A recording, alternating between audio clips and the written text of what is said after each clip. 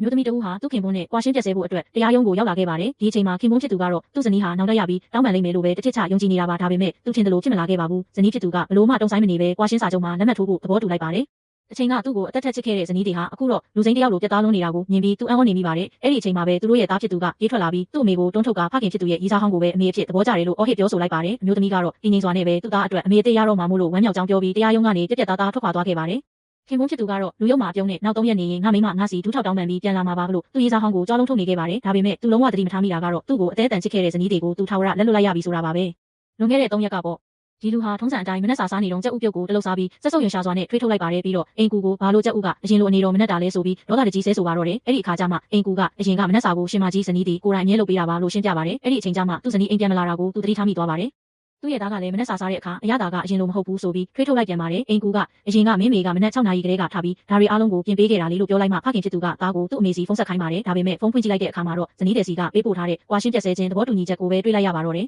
။ဒေါသထွက်သွားတဲ့အမျိုးသားဟာဆေးရုံမှာအလုပ်လုပ်နေတဲ့ဇနီးတဲ့စီကိုပြေးသွားပြီးဘာလို့ငါ့ကိုကွာရှင်းချင်တာလဲလို့ပြဿနာရှာပါတယ်။ဇနီးတွေကတော့လက်ပုံတပုံကြောင့်ပဲလို့အေးအေးဆေးဆေးပြန်ဖြေလိုက်ပါတယ်။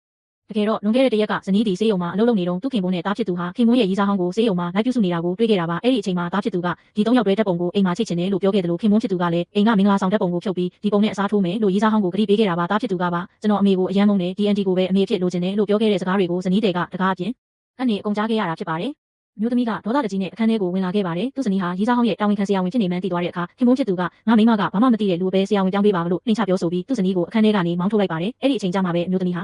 ဒီယောက်ျားကသူ့ကိုဘယ်တော့မှမချစ်ခဲ့ဘူးဆိုတာကိုအမှန်တိုင်းနားလည်သွားခဲ့ပါတော့တယ်